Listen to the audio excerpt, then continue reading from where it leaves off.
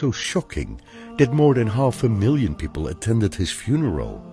Let's check out his story and the birth of the Egyptian Islamic University Association.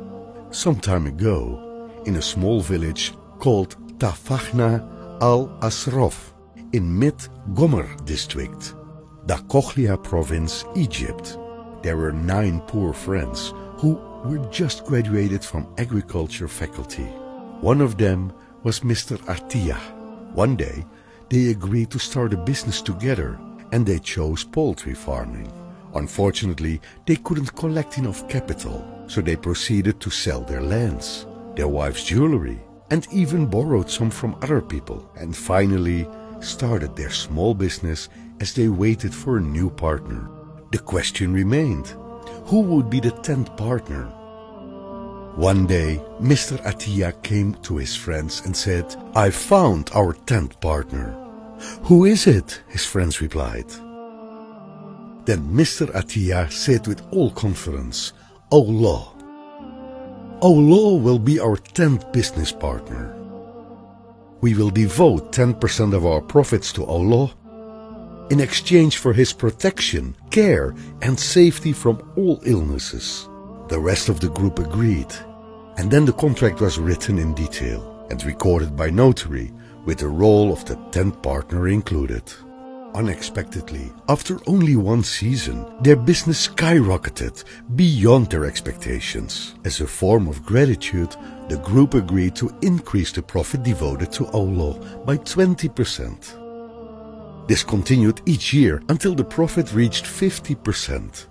One question you may have been wondering about: how were the profits allocated? The group allocated the profits to build an Islamic elementary school for male students, and followed by the one for female students shortly after. Then they also built a high school and a madrasa. Because the profits continued to rise, a Baitul Mal was formed. The group then proposed to government to build a university in the village. The proposal was initially rejected for the village's difficult access.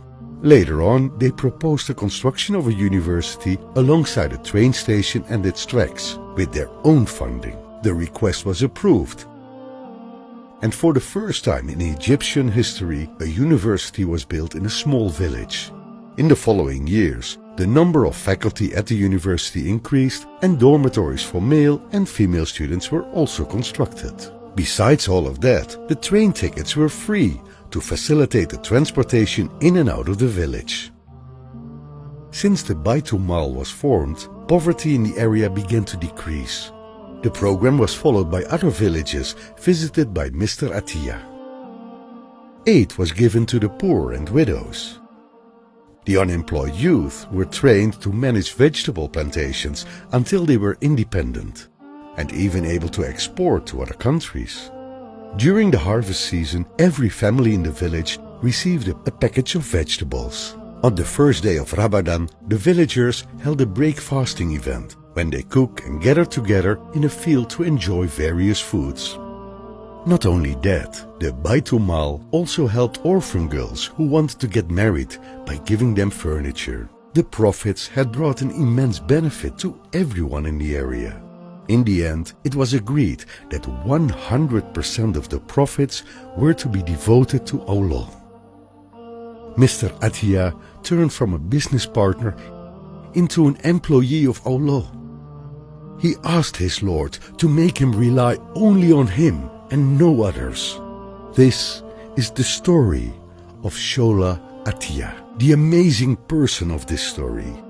His sincerity made him reject the exposure of mass media completely. And now his sincere deeds continue to flow in everlasting benefits to everyone, and for him in the afterlife. MashaAllah. Still one question. Will this story remain only a story, or will it be our inspiration to do more in the name of Allah?